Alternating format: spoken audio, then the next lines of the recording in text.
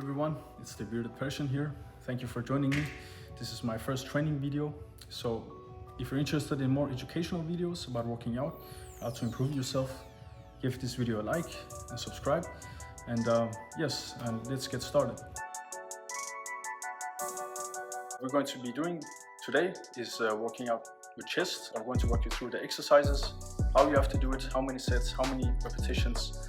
So I'm going to walk you through it completely and let's get going. Okay, a little disclaimer. Unfortunately, there was too much background noise while I was recording at the gym, so I'm going to do voiceover for the rest of the video.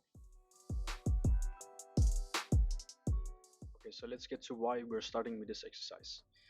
The point of our isolation exercise is to isolate the muscles. So what we're doing is we're taking the shoulders and the triceps out of the movement. So it's pretty much almost only chest, so which is why we're doing this first, and then we will move on to compound exercises. Alright, first up, getting into position. If you notice, I am leaning over slightly. It's to overall target the chest a bit more, because if you're sitting straight and you're sticking your chest out, it's more of the lower part. But there's nothing wrong with that. What we're just focusing on the more overall chest development.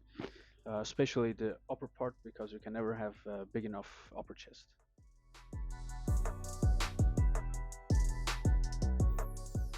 Alright, next up, we move on to the flat barbell press. This one is a classic. It's one of the best exercises to build a chest. Now, if you're a beginner, then I suggest you go a bit lighter on this exercise, because if you go too heavy, there's a risk of getting injured. So it's better to just learn the movements correctly. Alright, the first part, which is just as important as the exercise itself, is getting into position. So I moved down on the bench, if you have noticed, and I got my shoulders into position. I contracted my shoulder blades, and if you can see, I tucked in my elbows a bit. And the movement itself is just lowering the bar down and then going straight up. And as you can see, I'm lowering the bar to just under my chest, and this way you're gonna activate your chest muscles as best as possible, while at the same time protecting your shoulders more. And remember, always control the weight down. Don't throw it around, don't swing, don't do anything like that. You're just going to keep the form clean and as safe as possible.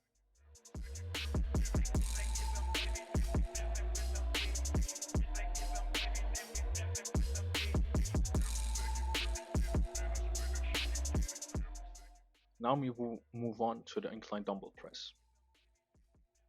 This is going to be the finishing exercise. After we did the pec flies and the flat bench press, our chest is pretty much fully exhausted. So we'll just get the last reps out, and we're going to start with setting up the bench.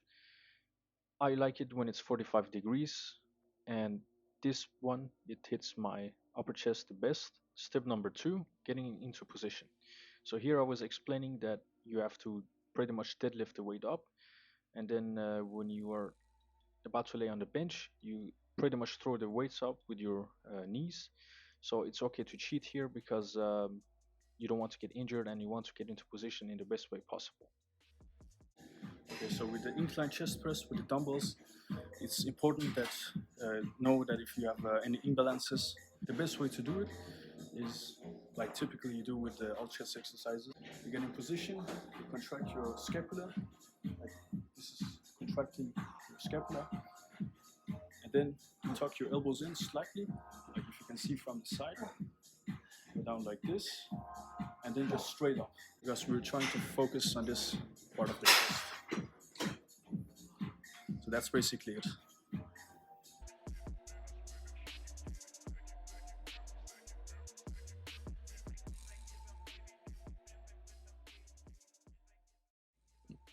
Well guys, that was it. Once again, if you're interested in more educational content, click the subscribe button. For every week you're going to get more videos dedicated to workouts and diet and nutrition as well. Thank you for watching, and see you in the next one.